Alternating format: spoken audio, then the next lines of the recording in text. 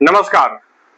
हमारे यहाँ के जो वैशाली जिला के विधायक हुए, सांसद हुए, इन लोगों ने इतना लूटा है वैशाली को कि आप कल्पना नहीं कर सकते हैं कि इनकी इस मानसिकता के कारण हम कितना बर्बाद हो चुके हैं। हमारी प्रशासनिक, सांस्कृतिक धरोहर खत्म हो गया है। हमारी राजनीतिक व्यवस्थाएं इतनी डल हैं कि हमारा कृषि खत्म हो गया है। क्यों खत्म हो गया है? मैं आपको कल मैंने एक वीडियो इंडस्ट्रियल एरिया का औद्योगिक क्षेत्र जिसे मलमल्ला चौर कहते हैं, आप सभी ने सुना होगा, सभी ने देखा होगा, सभी ने जाना होगा कि जितना बारिश का पानी अभी शहर में लगा हुआ है या गंडक में, गंगा में जितना पानी का स्तर बढ़ा हुआ है, उस परिस्थिति में मलमल्ला चौर सूखा हुआ है। जिस मलमल्ला चौर में 10 से 15 फीट तक पानी, 20-20 फीट तक कहीं कहीं पानी जमा हो जाता था, आज मलमल्ला चौर में पानी नहीं है। यानी एक सामान्य स्थिति है।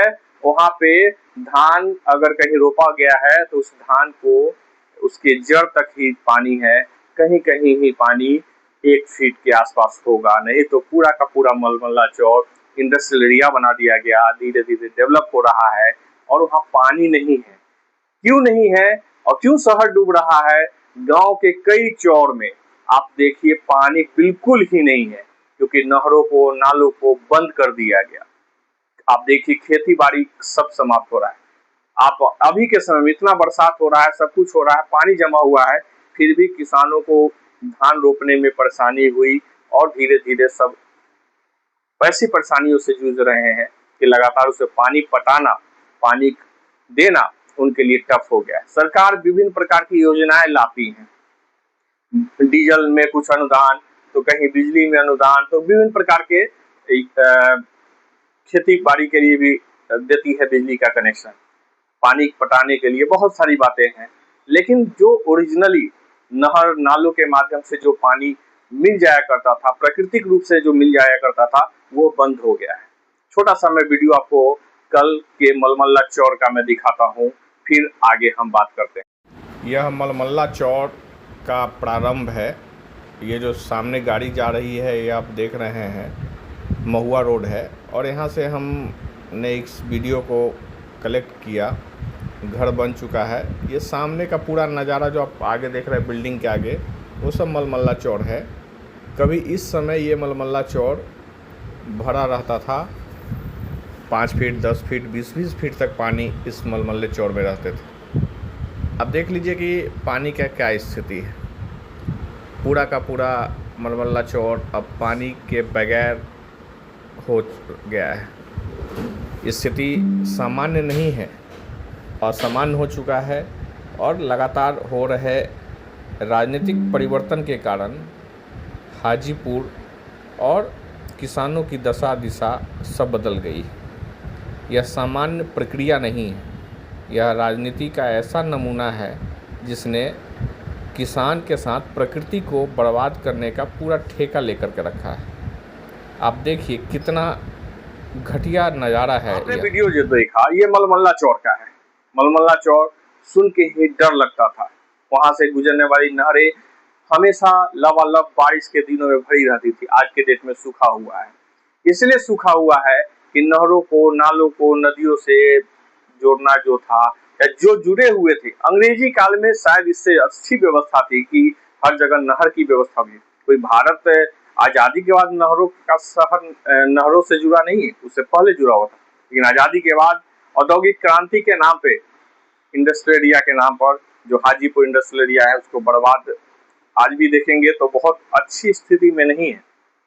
और वहाँ का पानी, उसमें पानी जमा न हो इसके लिए औद्योगिक क्रांति के नाम पर आपने शहर से निकलने वाले पानियों को बंद कर दिया, जाम कर दिया। हाजीपुर के प्रमुख जगह जो जहाँ पर शहर का पानी निकलने का रास्ता हुआ करता था, वहाँ रामविलास पासवान ने अपने लालच, अपने नाम के कारण यहाँ पे रेलवे जोन बना दिया, जिस रेलवे जोन से हाजीपुर और वैशाली की जनता को कोई फायदा नहीं। जोन बनने के लगभग 25 साल के बाद जोन के सामने एक फ्लाईओवर बन पाया। आप सोच के देखिए, सिर्फ उपलब्धियां गिनाने के लिए बहुत बड़ी बड़ी लंबी लंबी बातें हुई, लेकिन जहां से इस शहर का ड्रेनेज सिस्टम बन सकता था, वहां प्लांट लगाया जा सकता था, पानी का, कचरा का एक मैन्युफैक्चरिंग यूनिट बनाया जा सकता था, हजारों लाखों लोगों को रोजगार दिया जा सकता था, वहां रेलवे जोन ला करके ड्रेनेज को बंद कर दिया, पानी के सिस्टम को बंद कर दिया, कचरा प्रबंधन के लिए सबसे प्रमुख और सुलभ जगह को बर्बाद कर दिया गया। यह जोन उपलब्धि के लिए हाजीपुर वाले नाम ले ले, लेकिन उपलब्धि के लिए अगर छपरा में बन जाता, कलकत्ते में बन जाता, उससे कोई फर्क नहीं पड़ना था। यहाँ जोन बनने से कोई फायदा नहीं है। जोन के नाम पे बहुत सारे जमीन अतिक्रमण कर लिए गए। आप देखेंगे जोन के नाम पे जोन में रहने वाले लोगों के लिए अपार्टमेंट और कई चीजें बनाई गई, और अपार्टमेंटों का अगर सर्वे कर लेंगे तो बड़े बड़े अधिकारी जो है, सामान्य रूप से भी जो अधिकारी हैं वो यहाँ पे नहीं रहते हैं, वो सभी लोग रेंट पर लगा के किसी न किसी को दे दिया है। साथ ही साथ रेलवे के आप दर्जनों गाड़ी देखेंगे कि रेलवे जोन में डेली पटना की तरफ से आता है। क्यों आता है? जब सबके लिए व्यवस्था यहाँ की गई तो पटना क्यों रहते हैं लोग? क्योंकि यहाँ पे शिक्षा की व्यवस्था नहीं है, रहने की व्यवस्था नहीं है, पानी की व्यवस्था नहीं है, सड़कों पे नाले बहते हैं, लोग पैदल भी नहीं चल सकते। इस कारण से पूरी व्यवस्था, ड्रेनेज सिस्टम खत्म हो गया। मलमल्ला चौर में जाने वाला पानी आज वहां पहुंच नहीं पाता है। वहां जो गेहूं की खेती होती थी, धान की खेती होती थी, वह सब धीरे धीरे किसान मर रहा है, बर्बाद हो रहा है। और मजबूरन, क्योंकि किसानों को मजबूर कर दिया गया है कि पानी जाएगा नहीं, वहां सुलभ नहीं होगा, तो जमीन बेच दे, इंडस्ट्री लगेगा, घर लगेगा। क्यों लगना चाहिए इंडस्ट्री भाई? खेती से बड़ी इंडस्ट्री क्या कोई हो सकती है? हम कब तक खरीद खरीद करके खाते रहेंगे? हमारे यहाँ सारी चीजों की व्यवस्था होते हुए भी हमारी राजनीतिक और प्रशासनिक व्यवस्थाओं ने हमारे हाजीपुर को, वैशाली जिला को बर्बाद कर दिया। ड्रेनेज सिस्टम के नाम पर, सीवरेज और नमामि गंगे के नाम पे पूरे शहर को गड्ढे में तब्दील कर दिया गया। और जिलाधिकारी क्या कहते हैं, अभी 2 साल और आपका बारिश का सीजन चला जाएगा तो नेक्स्ट ईयर सीवरेज योजना आपका फंक्शनल हो जाएगा। ड्रेनेज योजना भी पारित हो चुकी है, थोड़ा टाइम लगेगा, मिनिमम 2 साल। जिलाधिकारी का स्टेटमेंट सुना। इसी तरीके से कई जिलाधिकारी 2006 से इसी तरीके का स्टेटमेंट देते हैं। 20 साल होने को है, सीवरेज और ड्रेनेज सिस्टम लगातार यहाँ बन ही रहा है। रामविलास जी चले गए, पशुपति पारस भी यहाँ पे सांसद रहे, वो भी कुछ दिन के बाद बीमार रहते हैं। उनके 2 भाई चले गए, उनका भी स्वास्थ्य अच्छा हो, ठीक है, लेकिन 10 साल 15 साल के बाद तो चले ही जाएंगे। एज भी हो गया है, 60 के आसपास से ऊपर ही एज है। चिराग पासवान भी लगभग 40 के आसपास के हैं। 20 साल 25 साल 30 साल के बाद वो भी चले जाएंगे। लेकिन यह परियोजना परिवार द परिवार, खानदान द खानदान चलता रहेगा।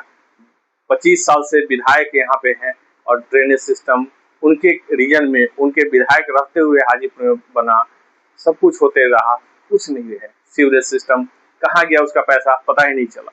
अब नमामि गंगे योजना से पूरे शहर को बर्बाद कर दिया है, खन के गड्ढे करके रख दिया गया, जिसका कारण है कि कितना पानी लगा हुआ है शहरों में। कई वीडियो में मैंने दिखाया है।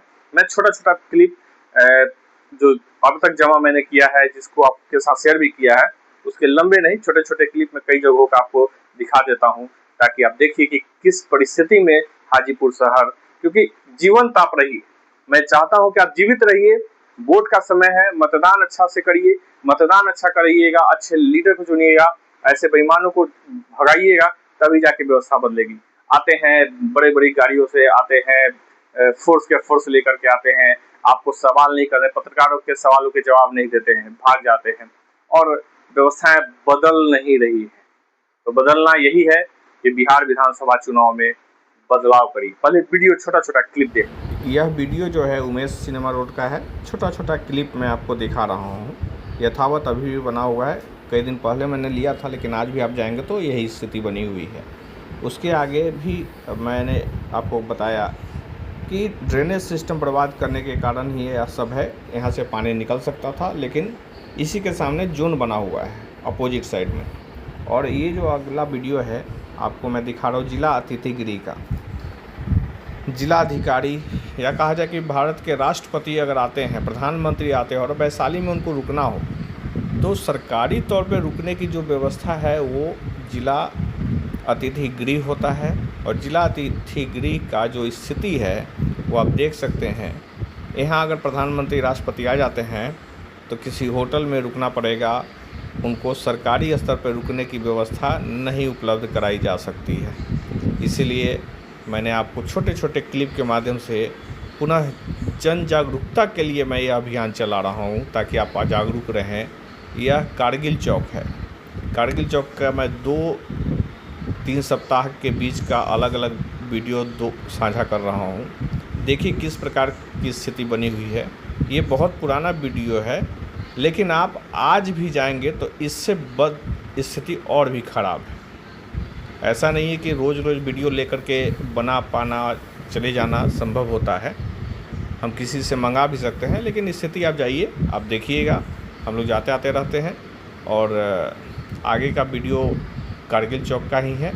अब देखिए ये लगभग 1 महीने पहले का है और इसी जगह पर 1 सप्ताह पहले एक पुलिस वाले का वीडियो अभी वायरल हो रहा है। एक सोशल मीडिया पे उनका वायरल हो रहा है। किसी ने लिया था और उनसे कुछ सवाल भी करने का प्रयास किया था, जो नहीं आगे बढ़ पाया।